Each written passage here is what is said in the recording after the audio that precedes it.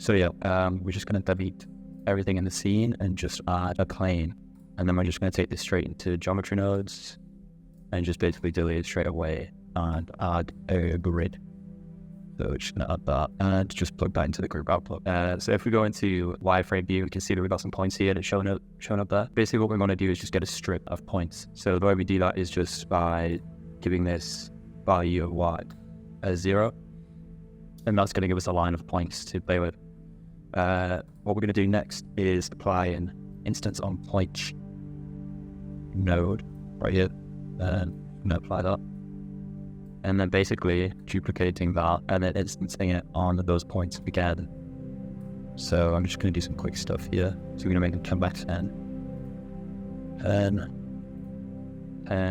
So what we want is a cube of points, matrix basically. So we do this by just keeping all the values the same on all sides. Okay. So what we get is kind of like a grid like that, which is okay. I want to keep that like that. Yeah, and then if we just rotate this on the y by minus 90 degrees, we're going to get kind of like a matrix that we can play with. So then the next thing we want to do is basically just instance everything or something on those points. So the way we do that is by getting an icosphere or any point really. So that's the point we're going to instance.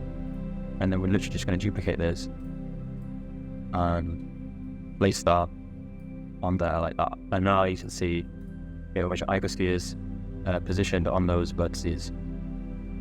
So to make it a bit more circular, we're just going to bump this up a little bit. We'll keep it quite low for now. And to get these a little bit smaller, we can just reduce the radius here. So just quickly, what I'm going to do is set material for that icosphere so we can actually shade that in the future. So that's basically the geometry side of things. As you can see, pretty simple. Yeah, so now we want to basically set up our camera. So we can do that by just adding a camera, obviously. Creating over here and going view, cameras in view. And we can just scroll out a little bit like that. We want this to be kind of flat on, so we're going to go 35 for all of them. And just move this around so we can see it like that. Moving this down a little bit. And let's just move that. So yeah, keep that on 35. And then we can turn this off. Okay. So now we want this central point to be centered on the camera. So the way we can do this is just going down in the camera settings and just adding some center composition guides. And this is just going to help us line up the camera to the center. So now it's just a matter of kind of fine tuning. I'm sure there's a mathematical way of doing this, but for now, to keep this easy and acceptable, we're just going to eyeball it, Okay, that should do for now. So yeah, we got our camera centered. So that's all good. And we're going to want to put the camera in orthographic and just kind of scale this out until we're happy with it.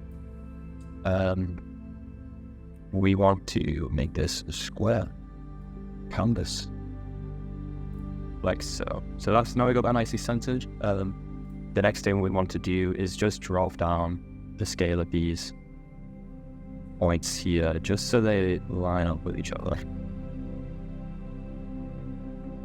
Okay, now I want to give it a material.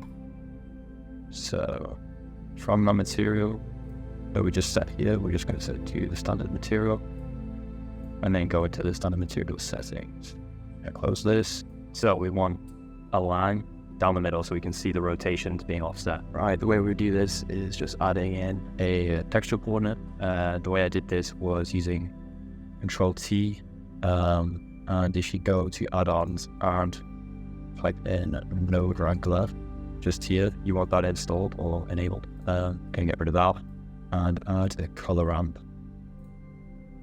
And just plugging that into there. I'm now going to go into shading. Okay, so what do we have here? So if we come down and turn this into constant, again, nothing changes. But if we go texture and object, and then bring this way up to about as close as you dare, basically. I'm going to go 0.001.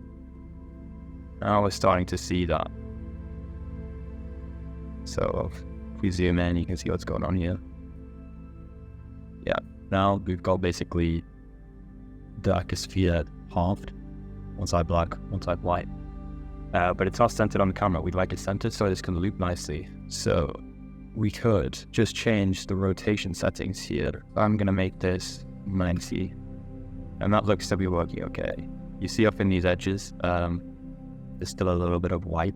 That's just the fidelity of the sphere. If you turn that down, it would go away. But for now, I'm just going to keep it maybe in the rendering time, or the time we want to render, we can change that back. We've got half and half, facing the camera. Now we want to actually transform it. We basically want to add a noise texture to create some variance in the actual transformation of the spheres. That's going to mean that different points have different values. We're just going to put it all the way down, and we're actually going to turn this to forward dimension, and we're going to add a rotate U look. Actually, before this, we're going to add a hologram just here, and this is just going to give us a little bit of control as well, going into the operations. Okay, so let's just bring that in a little bit. So now, okay, so I'm going to add a mouth. Where are you, mouth? Man, there we are. I don't know why I didn't see that. I'm just going to flip that into there and turn this to multiply. Arbitrary value for now, 20. See what that looks like. And we're then going to flip this to an align EULA to vectors node. Just like that. Okay, that's just going to basically tell this matrices what it wants to do in the right way. Now I want to separate the X, Y, Z like so. And then we literally want to combine X, Y, Z. I guess an easy way of doing this is just holding Alt and then right clicking. If you have no ground installed, that's pretty simple. And yeah, make it a little bit quicker. I'm going to plug that into the rotation value, and you see, whoa, okay, we got something going on. Up by right, I think it's a bit too high maybe. So we could turn the scale down on the noise to start with to make it much softer. This will be super grainy, and so we're looking forward for nice flowing shades, and we're starting to get it there. So let's maybe make this like a 2 or something. And now you're starting to see it happen. But as you can see, you need to move it quite a bit to see anything. So we go over here, and maybe time to this by 2. And then we can maybe see a bit more of that. Okay. Nice. That's what we're looking for. Okay, I guess now we can start thinking about shading or rendering, so we can turn on cycles. Let's go GPU compute, experimental, go to our light paths and just turn this all down to 3 for now. Reflective and refractive alt. Something as simple as this, we don't need to worry too much about correct lighting and stuff. We can even throw on denoising if we really like to. Yeah, so we should probably animate this as well, actually. So let's just put that back to 0. If you just tap I, that's going to set that value, and then let's go to 250, yeah, why not? And just crank this up, maybe not that much, and maybe let's just say A. And it looks like we need to lower this a little bit. Yeah, this is just about kind of tweaking and playing until you see something you like. There's no right or wrong way of doing this. Just getting what you like. I'm liking that. Okay. I am not again to set those keyframes. And nothing. Okay, that's. Sorry, my bad. Let's turn this up to like 20, because that was way too slow. Let's see how that's looking. It's up maybe. That is crazy slow. Okay. 200, baby. Why not? That's a bit better, isn't it? Yeah. Okay. So that's our, animation.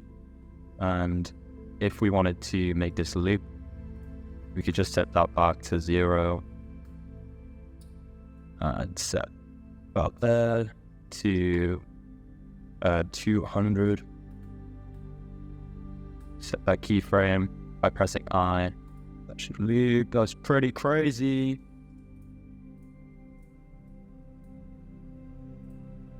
Set that to 100. Yeah, okay, that's set. That's beautiful. Okay, and now if we go into here, we can go back into the shading and just add this to the animation and just put that to 1. To layout, camera view. Okay, and that's your animation basically. We've got some offset spheres, halved, so you can see the rotation. That's the animation. If you want to render this in transparent, what you want to do is you want to go down to film and just hit transparent there, and then that's going to give you a transparent output when you select RGBA, which it is by default, and you'll see select where you'd like it to go there. FFM code and encoding, you want to turn this to pick 4, and then but yeah, hope you enjoyed, and hopefully I'll see you very soon.